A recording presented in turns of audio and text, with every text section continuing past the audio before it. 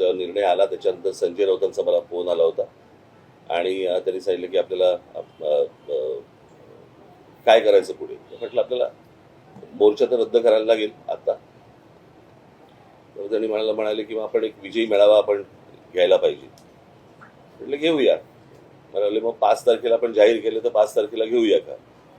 म्हटलं 5 तारखेला घेता येईल. म्हटलं आत्ता काही ठिकाण बिकाणं जाहीर करू नका. म्हटलं मी माझ्या लोकांशी पहिल्यांदा बोलीन, चर्चा करीन आणि चर्चा केल्यानंतर म्हटलं मग आपण एकत्र मिळून ठरवू आणि मग त्याच्यानंतर बघू आपण 5 तारखेला काय करायचं ते.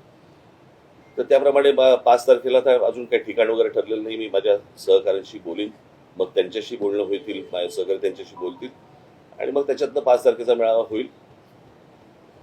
तो मेळावा जरी झाला तरी त्याला काही पक्षीय त्याला लेबल लावण्यात काही अर्थ नाहीये.